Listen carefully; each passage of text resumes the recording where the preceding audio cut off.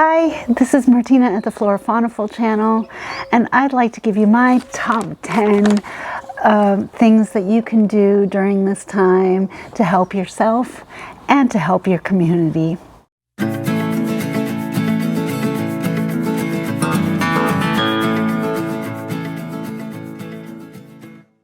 So I'm going to start right off and go with number one, and that's probably why you're here on my channel, is plant your own veg. There's still some seeds at the grocery stores here in the UK, but if you can't find that, I will give you an extra bonus at the end. Number two. Learn how to knit or crochet or start it up again if you haven't done it for a long time. One of the best things that you can do, is just a quick project, and these are little baby hats for the neonatal or the preemie ward. It takes about, I would say, an hour and a half, maybe at the max 2 hours. So if you're watching television at night and you have nothing to do and you want to do something good for your community, please do that. It will make you remember how to do things, or it will give you a new hobby. If you don't have yarn, look online. It's really easy. I learned how to crochet when I was 8. My granny taught me, and I hadn't done it for, oh goodness, probably 30 years now, and it's definitely a lot of fun to go back to doing something that you haven't done for a long time. Number 3, mason bees. Find out all about mason bees.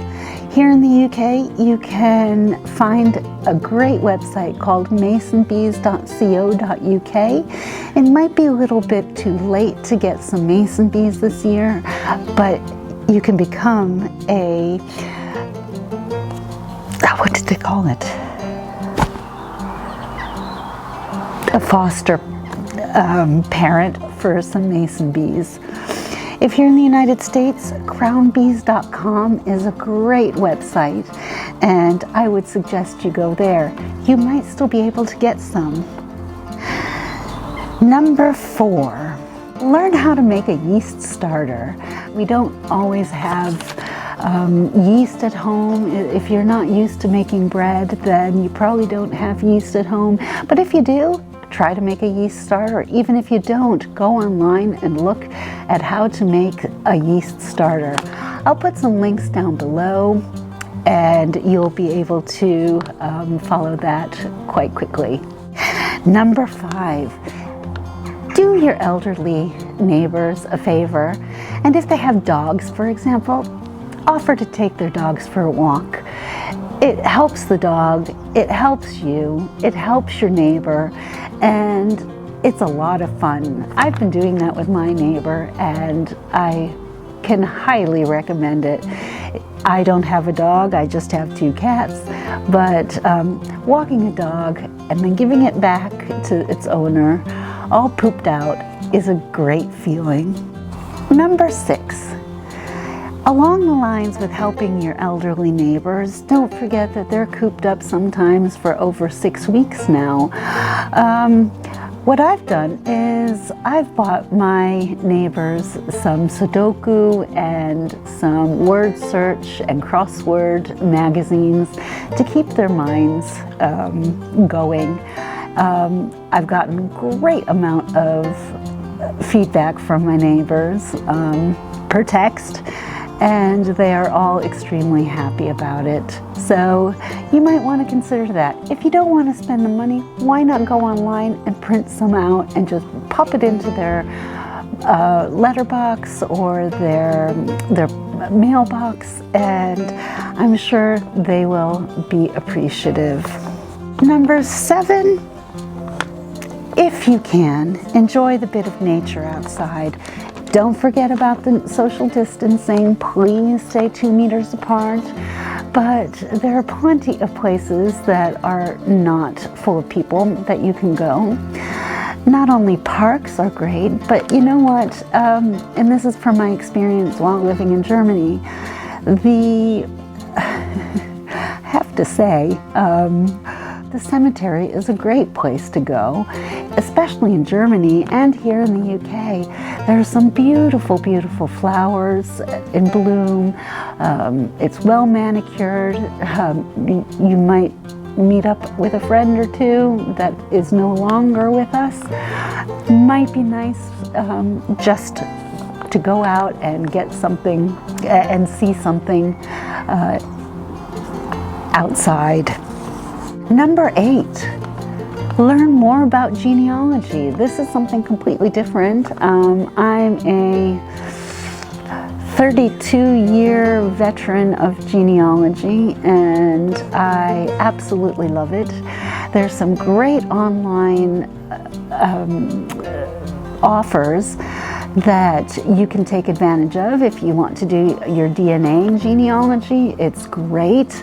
MyHeritage.com has an offer going. I'm not sure about Ancestry.com. I am a member of both, but I definitely recommend it. I have traced my ancestors back to 1690, and I'm absolutely loving it that I have a little more time that I can search further. Nowadays, it's so much easier to do. There's so many documents online, and even for remote places of the world, you would be very surprised what you will find. So try that out. Number 9, if you are in the UK and you know that we haven't had rain in a long time, just don't forget to water your birds and your bees. Put out a bowl of water for them because it's very dry here. I've had to water my garden a few times already, and I noticed that the birds are chirping away and needing a lot of water. I put it out about a week ago, and I've had to fill up my bird bath about 3 times since then, so I know that they are truly looking for water. Please remember that. And it does help the bees too. Bees also need water, so just remember that. Number 10, go online and look for some really neat seeds. Not everybody is doing it, so don't worry if you can't find anything, but I'm going to link down below some of my favorite places online to search, both in the United States and in the UK, so you will be able to take a look at those without anything else other than a click of your mouse. So that is my top 10 of what you can be doing for yourself and for your community in these strange, weird, and wacky times. And I hope this was some use to you. So here's the bonus.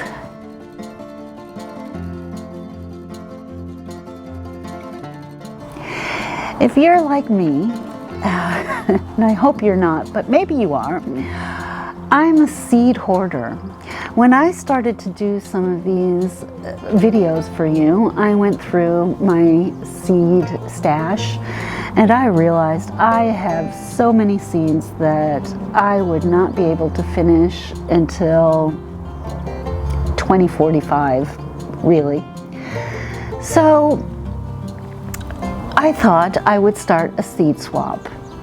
I started my seed swap at work because I am a key worker, and there are a lot of people that I work with that can't get out and get to the stores in time.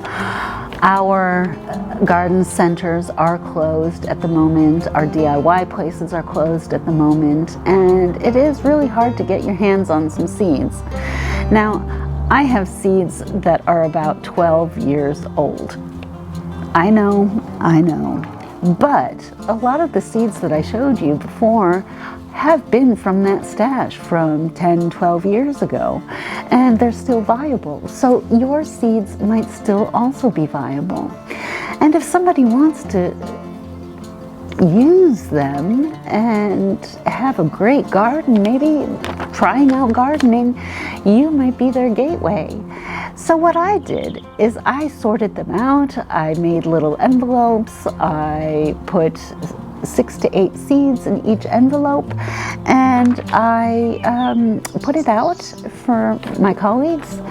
And you know what? After a week, they're almost all gone. Now, not everybody can go out, but what you can do is put them in a plastic bin, like a shoebox or something. Plastic would be preferable because weather might be difficult. And put a sign on it and say, free seeds, add a seed, take a seed, add a seed, you know, one of those Goodwill kind of boxes. I have gotten so many positive feedback from doing this, which not only makes me feel good, but it makes others feel good as well, because some people might not be able to get out. Also, if you have relatives or friends that you know that can't go out and who do like gardening, pop it in the mailbox and just send them a few seeds. Start seeds. Today I gave one of my neighbors a little seedling because she said, I cannot grow tomato seeds. I've never had luck with them, and I've had so many going, and I just thought I would give her a couple of tumbling bellas. They are great, they are prolific, they are hardy, they don't get blight. So I thought, perfect way to get her going. So those are my tips. And please comment in the section below telling me what you're doing for your neighbors, for your colleagues if you're at work, for your kids. I haven't even gotten into the kid thing. Let me know what you're doing. If you like this video, please press the thumbs up button. And if you really like this video, why not subscribe?